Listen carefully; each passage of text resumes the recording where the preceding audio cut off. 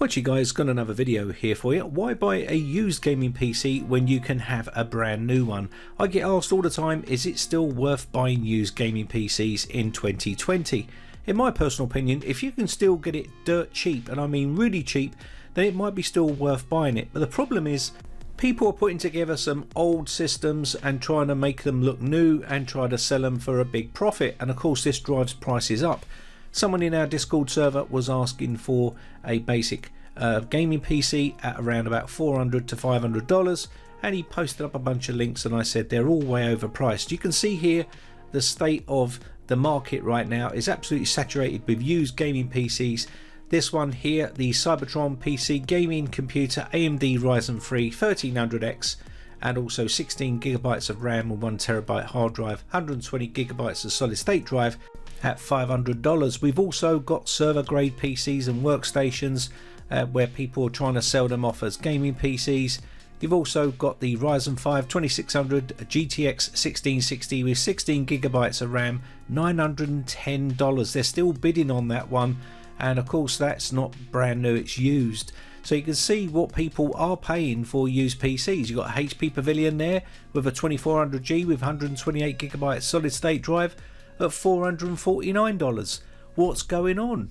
Some people are overcharging for gaming PCs, or so-called gaming PCs. They're charging way too much and they're all in it for a big profit, and some poor sucker's gonna buy it and end up having their fingers burnt. You can see here there's another one, gaming PC Xeon 8 gigabytes with a GTX 950. He wants $500 for that, or best offer. It's way too much money, and of course this drives up the prices, and then people get so confused they think gaming PCs super expensive. There's another one there for $400. I can see another Cyber Power here for $500, and that had some sort of FX 4100 in it, which is an absolute ludicrous price for a PC of that nature. I'm not going to go into all the specs of these because they are pretty rubbish, and to be honest with you, it's not worth spending that amount of hard-earned cash on a used PC. You can see here there's another one for $47.90 and 16 gigabytes of RAM, was $700 for that, or best offer.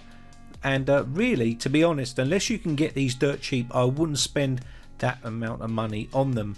I mean, there's a HP Vectra there, which is a retro gaming PC, Pentium 3, and they want $450 for it. I mean, you would have to be off your head to actually go and buy that for $450. I don't understand it. And the thing is, people are buying these things, they're just not worth it. $700 for an i7 4770 with a GTX 1060. It's just crazy prices, it really is. And looking on another site here, there's a bunch of other PCs here which you can see.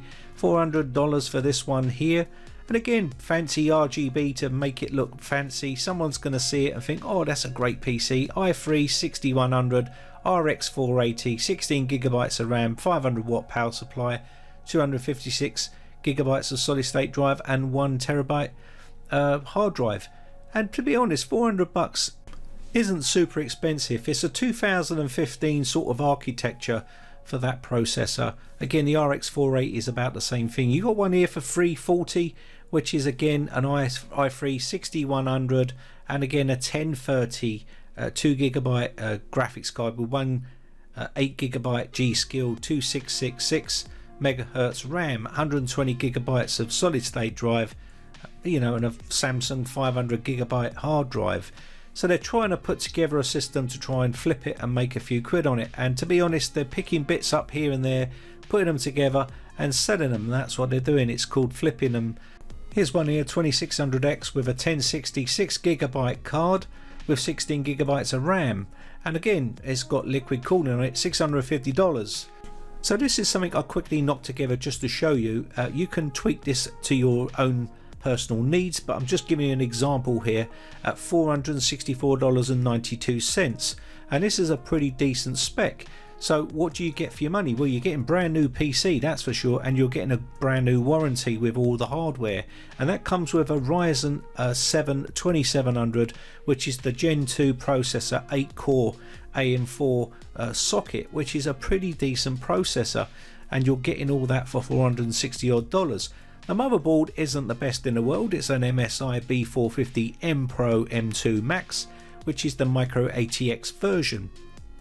Now of course if you spend a bit more money you get a bit more better motherboard, but that's what you're getting at this price point. G-Skill Ripjaw V series with 8GB of RAM, that's 2 times 4GB sticks. If you've got a bit more money you can go up to 16GB of 2 8GB sticks. Again, you've got the Asus Radeon RX 574GB graphics card with the Rod Strix video, and remember this is $460 odd. I've chucked in there an SSD which is a Crucial BX500 120GB, and this is a solid state drive. You haven't got the money or the price point to go NVMe at this stage. Again, the case is just a Thermaltake Versa H22, and again you got just the standard blacked out case here, which will be good enough for what you need it to do. It's got good ventilation and it's a very good price. And of course I went with the power supply 5-year warranty on the Thermaltake Smart 500 watt 80 plus certified. Put all that together and you got yourself a brand new gaming PC. Okay, it hasn't got a lot of storage on it, but it's still a good gaming PC for $464.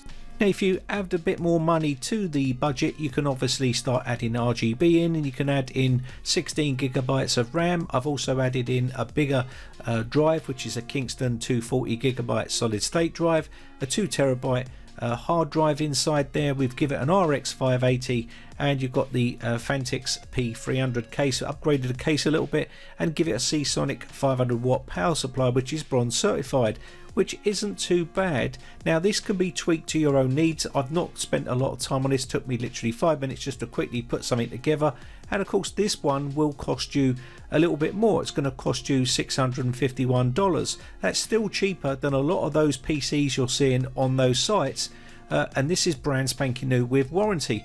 It will play games. The first build that I showed you at $460 odd will play games no problem at all. Now I wanted to show you some gameplay on this PC I built a while ago. It's got a Ryzen 2600 in it, whereas I spec'd it out with a Ryzen 2700, so it's a much better chip on the one I spec'd out. This is a 2600 which you can pick up for around about 100 odd pounds, about £100, something like that if you look around, again, which is around about $90 to $100 in the US. Now remember, we're just talking about gaming here in general, but you can use these PCs for video editing, Photoshop and all that sort of stuff. This is the RX 590, so it's a little bit better than the RX 580 and the 570 that I showed you in that list. If you've got a few extra bucks, you can add that on top and get yourself a better card. Now this is not really about the PC itself, it's just about what you can get for your money brand new compared to used. I think the used market is completely saturated right now. People are charging way too much for used PCs when you can spec something out, especially a Ryzen build, which you can get pretty cheaply nowadays, because Ryzen has flooded the market with super affordable processors and also GPUs. So why not build a brand new system rather than buying something that's 8 years old or 10 years old?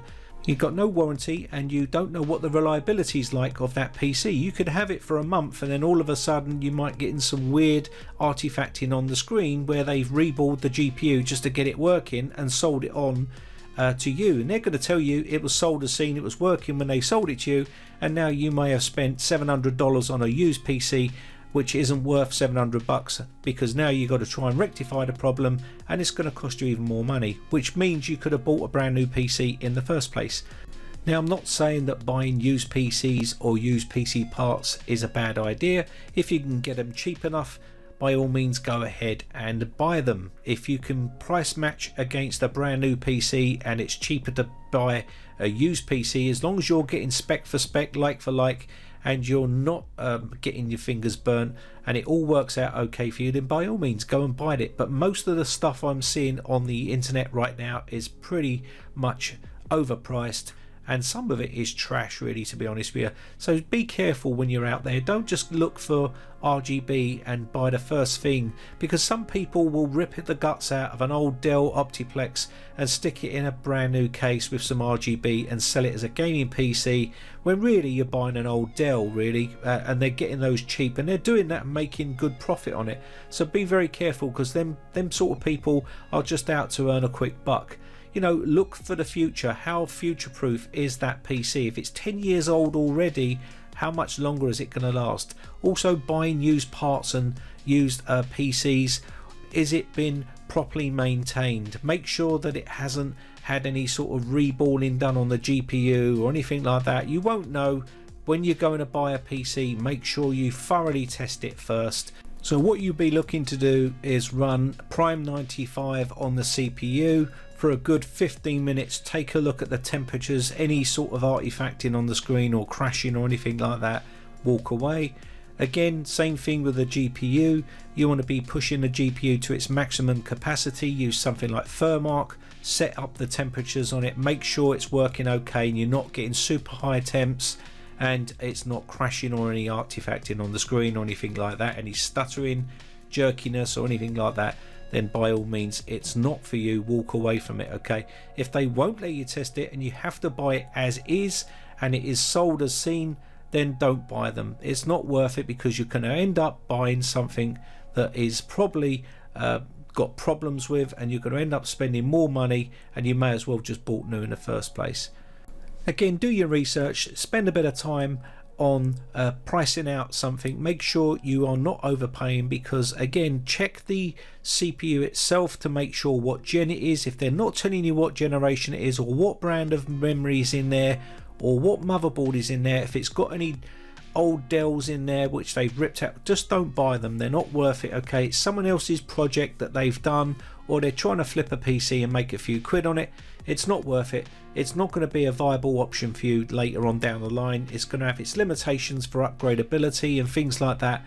Make sure that you can upgrade and try to make sure that you're getting something that's worth the money that you're spending. Okay, price something out that's brand new and check against that used parts and see what you're getting. If it's only like $50 or $100, then you might as well buy brand new and have peace of mind with warranty, and also a more modern architecture which is going to play all the latest games for the foreseeable future, compared to something that's 10 years old that you're going to probably end up with some issues later on down the line.